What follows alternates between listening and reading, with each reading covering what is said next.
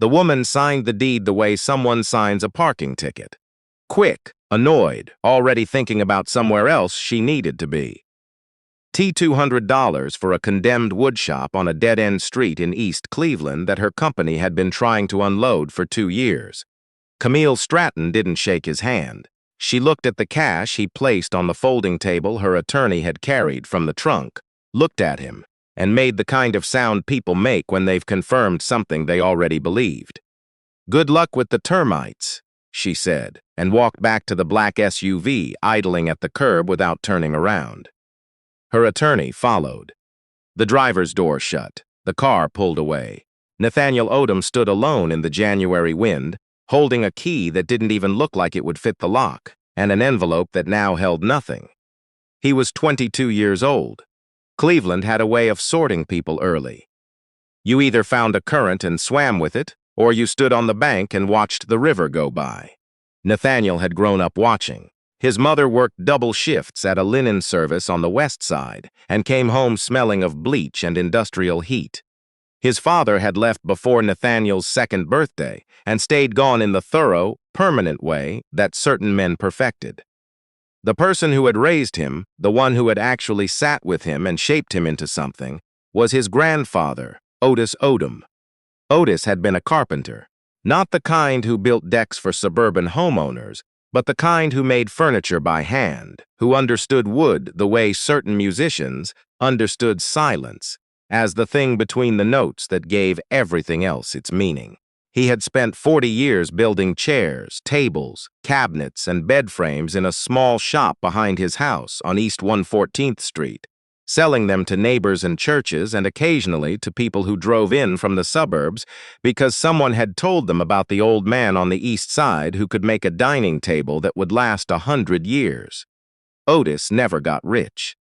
He never got known beyond a 30-block radius, but he had hands that could feel the grain of a piece of oak the way a doctor reads a pulse, and before he died, he passed that down the only way he knew how, side by side in sawdust and silence, showing Nathaniel how to read a plank, how to joint an edge, how to listen to the sound a chisel made when it was cutting true versus when it was fighting the wood. Otis used to say that every piece of lumber had a direction it wanted to go, and that most people's mistake was trying to force it somewhere else. "You don't build furniture," Otis told him once, smoothing a walnut tabletop with his bare palm. "You ask the wood what it's already trying to be." Nathaniel heard him. He always had. The problem was that hearing wood and paying rent occupied entirely different parts of reality. He had what $200 saved from 2 years of odd work, hauling scrap, painting houses, doing handyman jobs for cash. He had applied to 4 furniture shops in the metro area. 2 never responded. 1 told him they weren't hiring. The 4th interviewed him, seemed impressed by his knowledge, and then called back to say they'd gone with someone else. Someone whose uncle, it turned out, was a friend of the owner. So when his childhood friend Reggie Tatum called him on a Wednesday night about a property no one wanted, Nathaniel picked up before the phone finished its first ring. Reggie was an electrician, the kind who moved between job sites and always seemed to know which buildings were changing hands before anyone filed paperwork. He had heard from a guy at a supply warehouse that Stratton Properties, one of the larger development firms working the east side, was dumping a small commercial building at the edge of a block they'd recently acquired. An old woodshop, or what had been 1 decade ago, sitting on a quarter-acre lot that Stratton had written off as a liability. "They want it gone," Reggie said. "Cheaper to sell it for nothing than to pay for demolition. Place has been sitting empty since before we were born." Nathaniel asked where it was. When Reggie told him, something shifted in his chest. The address sat 2 blocks south of a corridor that a contact of Nathaniel's, a woman named Gwen who worked in the city's community development office, had mentioned weeks earlier during a conversation about neighborhood revitalization grants. She hadn't been sharing anything confidential.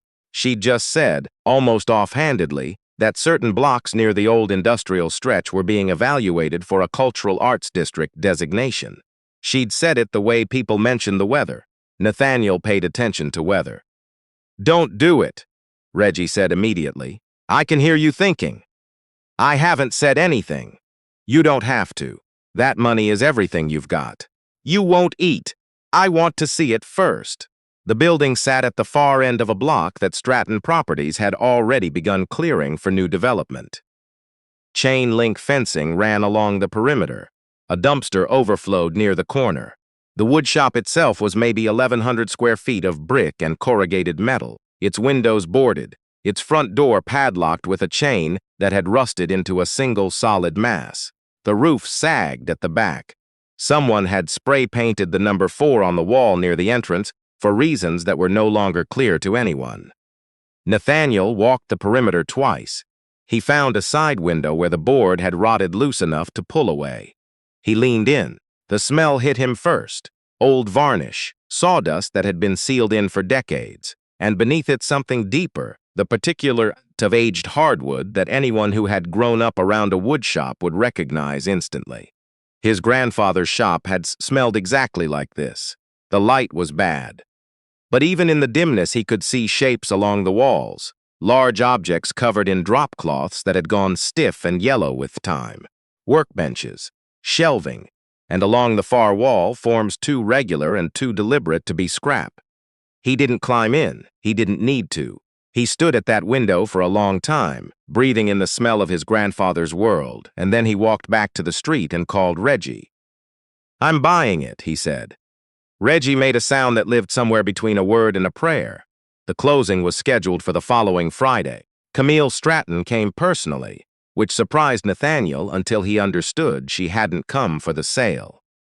She had come because she was already on the east side, reviewing 3 other acquisitions, and the woodshop was a 15-minute detour she could expense to the same trip.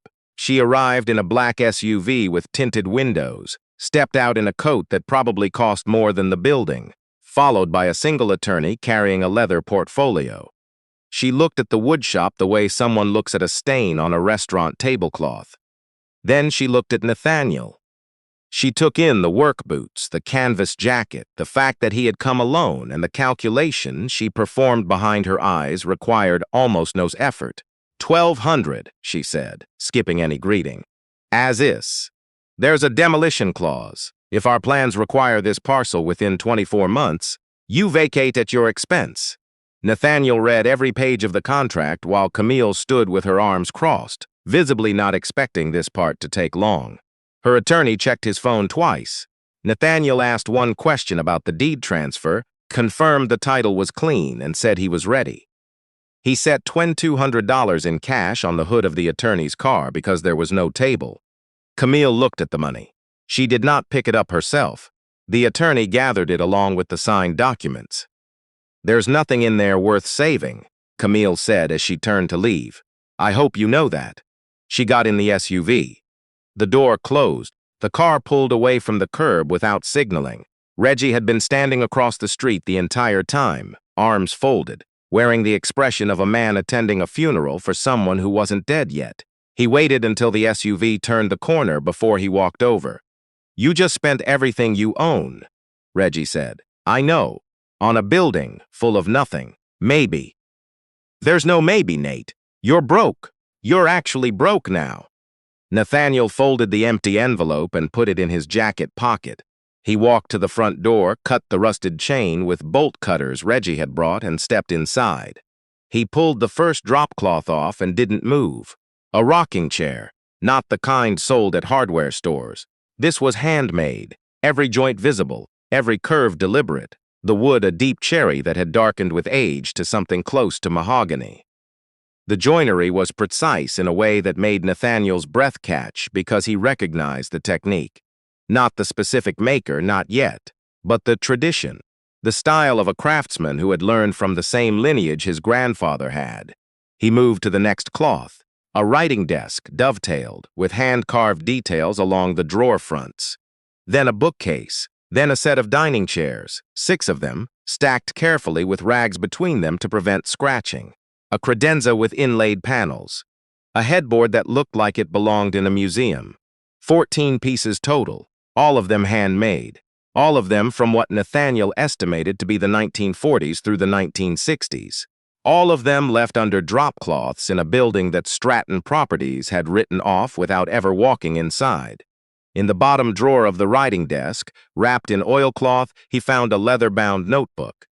The handwriting inside was small and precise, and on the first page a name, Solomon Keene. Nathaniel sat down on the concrete floor with his back against the writing desk and held the notebook in both hands. Solomon Keene. He had heard the name exactly once. From his grandfather on an evening years ago when Otis had been talking about the old furniture makers of Cleveland's East Side, the black craftsmen who had built extraordinary work in the decades after the Great Migration, and who had been forgotten by everyone except the people whose homes their furniture still sat in. Otis had mentioned Solomon Keene the way people mention legends that were never written down. Best hands east of the Cuyahoga, Otis had said. Never got his name in a single book. Nathaniel sat on that floor for a long time. Outside, a car passed. Somewhere on the next block, a dog barked. He opened the notebook and began to read. The first week nearly broke him. He slept in the woodshop because he had no rent money left and his apartment lease was up at the end of the month. He brought a sleeping bag, a camp stove, and the few tools his grandfather had left him. A set of chisels wrapped in canvas, a hand plane with a blade. Otis had sharpened so many times the steel had thinned to a whisper, a small square that still held true after decades. The building had no heat. He kept warm by working, and when he stopped working, he lay in the sleeping bag and read Solomon Keene's notebook by flashlight until his hands were too cold to hold it open. He ate once a day. A bag of dried beans and a sack of rice lasted him the first 2 weeks. He drank water from a spigot in the alley behind the building that still worked despite the city's attempts to shut it off. He lost weight he didn't have to lose. The furniture needed restoration, not repair. There was a difference Nathaniel's grandfather had taught him, and it mattered.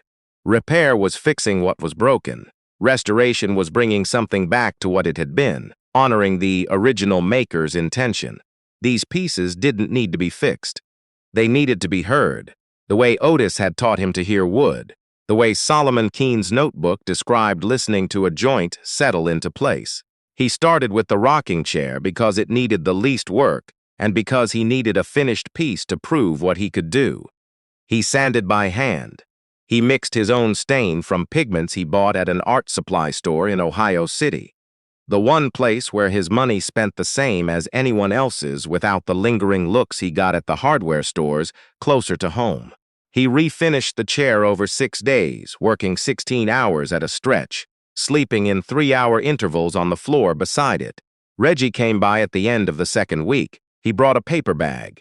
Inside were 2 sub-sandwiches, a bag of chips, a bottle of water, and a thermos of coffee. He set it on the workbench without comment. He looked at the sleeping bag on the floor, at the camp stove with its single-dented pot, at Nathaniel's face, which had sharpened noticeably in 2 weeks.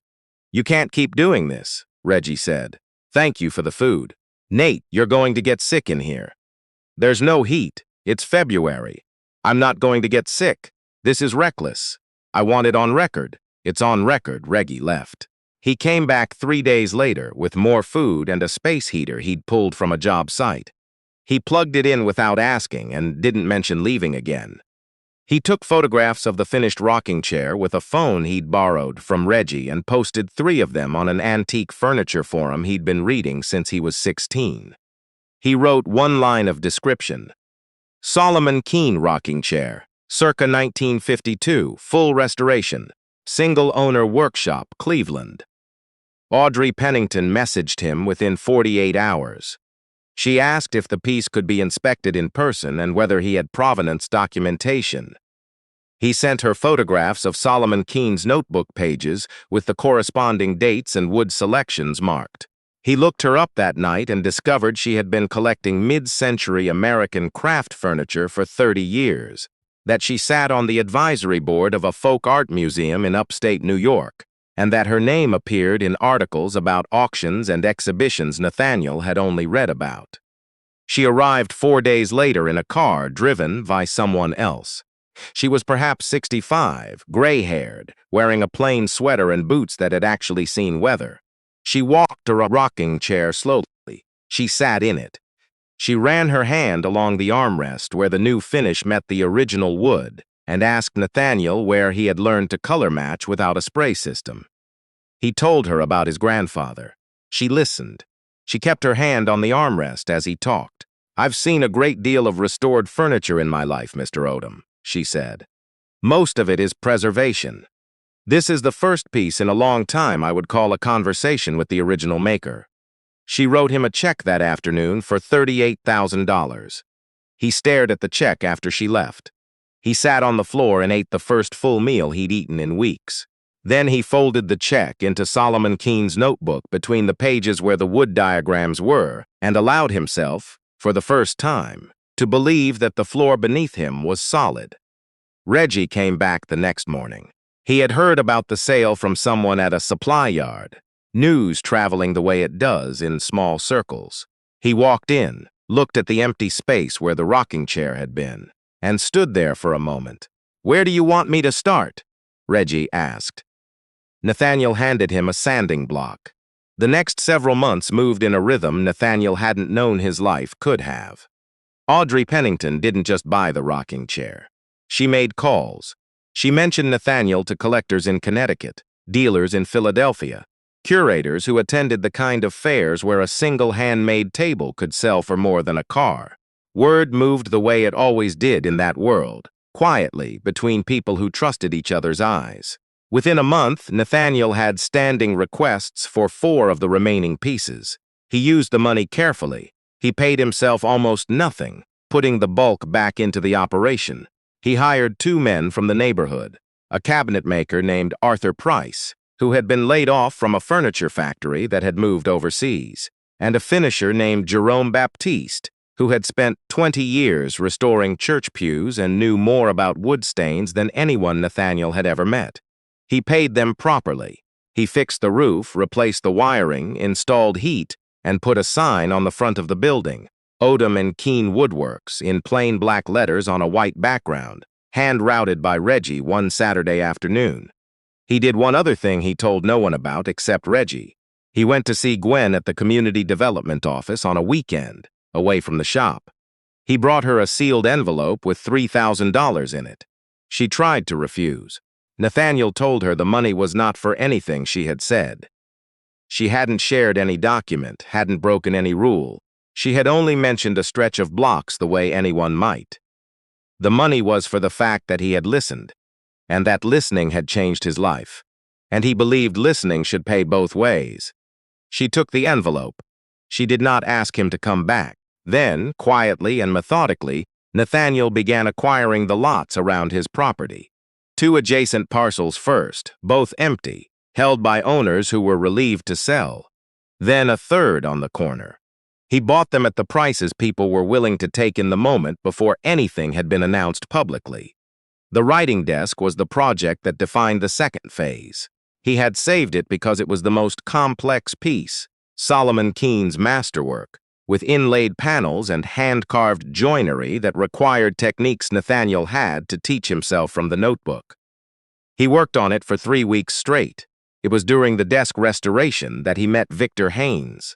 Haynes arrived without an appointment, wearing a coat that cost roughly what Camille Stratton's had, carrying the easy posture of a man who had been the most important person in every room for decades.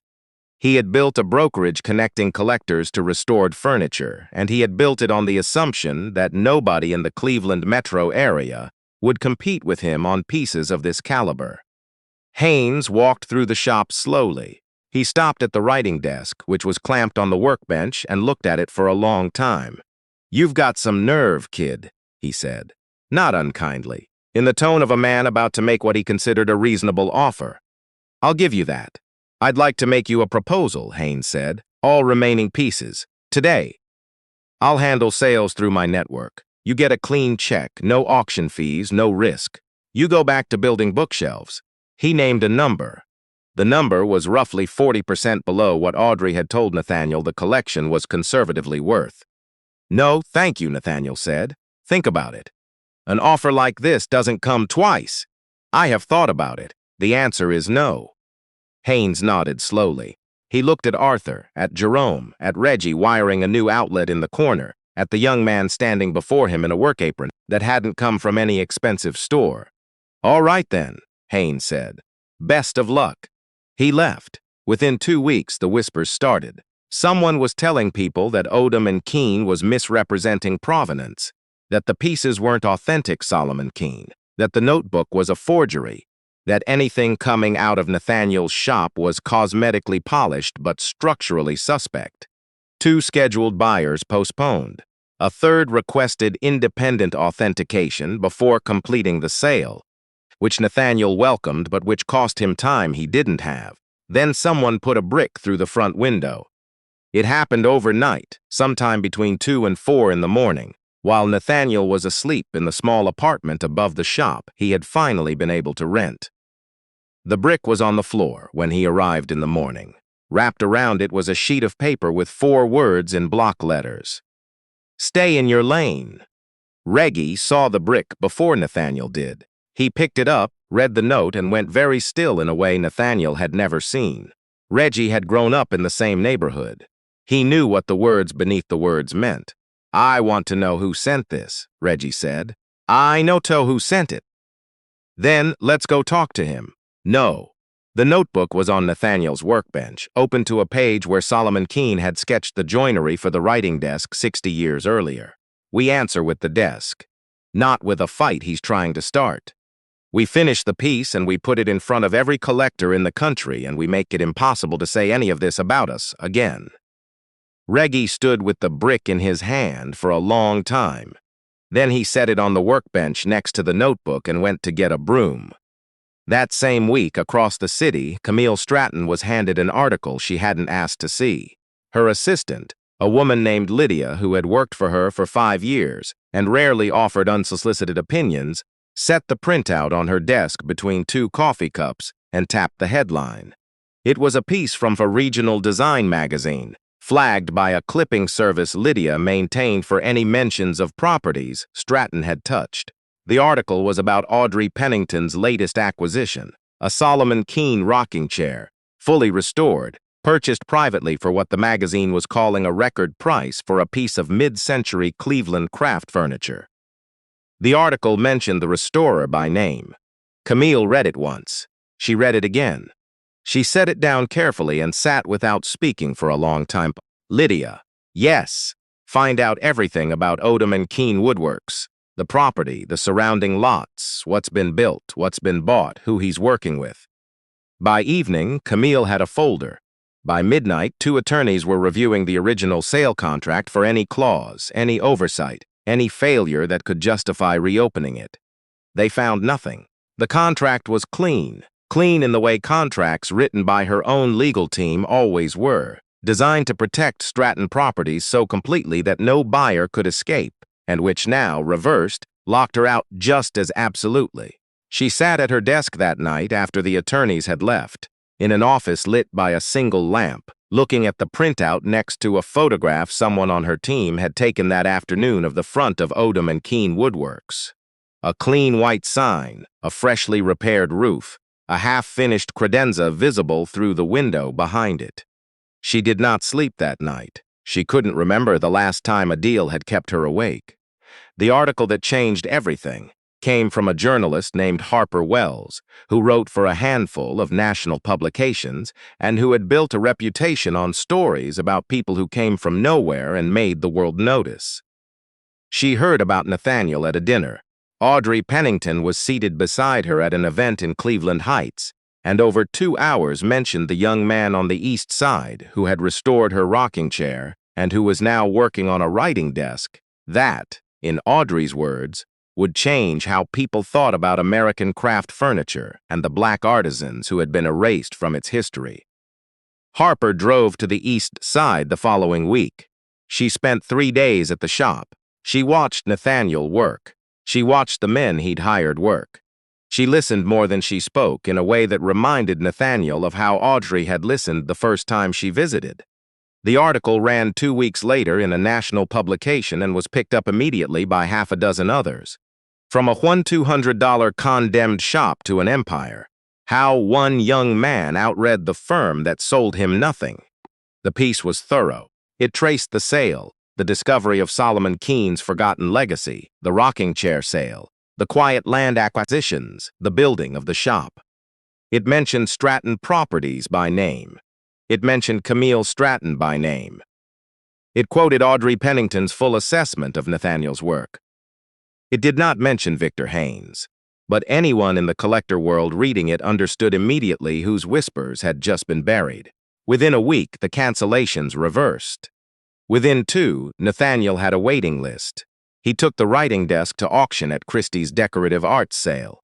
The decision wasn't difficult by the time it came. The desk was finished. The shop was running. The reputation after Harper's article was no longer something he had to defend. It was something he had to live up to. Christie's was the largest stage in the country for a piece like this, and putting it there meant either confirming everything the article had said or losing everything the article had built. Reggie drove the truck with him to New York. The morning before the auction, Nathaniel walked the preview floor alone. He looked at the lots staged for sale. Centuries of craft and design arranged under glass and spotlights. He stood at the place where the desk would be presented and looked at the empty pedestal. He thought about his grandfather. He thought about Solomon Keene, dead for decades, whose name would be spoken aloud in this room for the first time. Reggie found him there 20 minutes later. He stood beside Nathaniel without saying anything for a while. "Whatever happens tomorrow," Reggie said, "you didn't quit." Nathaniel didn't answer. He didn't need to. In the third row of the auction hall the next evening, Camille Stratton took her seat. She had flown in alone. She had not told her board. She had told Lydia only that she'd be unreachable for 2 days. She wore a dark blazer and sat with her hands folded, watching the floor, waiting. She had come to see whether the story ended the way she still believed it might, with a young man who had reached one step too far in a room full of people who would not be moved. The writing desk was lot number 47, scheduled for the evening session. The hall filled the way large rooms fill when something is about to happen, not all at once, but in a slow tightening of attention. Collectors moved toward their seats. Paddles were lifted and lowered in quiet practice. The auctioneer's voice carried through the hall, measured and bright, working through the lots toward the one the room had come for. Nathaniel stood at the side of the floor in a plain, dark jacket with his hands in his pockets. The desk was brought forward on a draped platform, the cherry wood catching the overhead light, the hand-carved details sharp and exact in a way that even people who knew nothing about furniture recognized as something different. A murmur moved through the hall. The auctioneer began. The opening bid came in at $30,000. A paddle at the back, $35,000. A phone bidder on the right, $42,000. The numbers began to climb faster than Nathaniel had prepared for. $50,000, $58,000, $65,000. The auctioneer's voice rose, the cadence quickening, conversations dropping off across the floor as people in the back rows leaned forward. $72,000, $78,000. Nathaniel didn't move. He kept his hands in his pockets. He breathed slowly, and somewhere in the back of his mind he heard his grandfather's voice, low and steady, saying what it had always said. "Ask the wood what it's already trying to be. $85,000. The auctioneer called for the next bid. A long beat passed. A paddle went up from a collector who hadn't bid before. The auctioneer caught it, $91,000. The room held. The auctioneer scanned, called once, called twice. The gavel came down. Sold. The hall released its breath. Applause moved through the room in the restrained way auction applause moves, and then the quick professional pivot to the next lot. But people were already turning toward the side of the floor where Nathaniel was standing. In the third row, Camille Stratton had not moved during the bidding, but now, with the gavel down and the next lot already being staged, she stood. She crossed the floor and walked through the side aisle toward the area where Nathaniel stood. She had removed the composure she had been wearing like a garment since she'd sat down. What was on her face was not anger. It was not bitterness. It was the expression of someone who had spent a long flight and a long several months looking at something inside herself. She had managed to avoid looking at for a very long time. She stopped a few feet in front of him.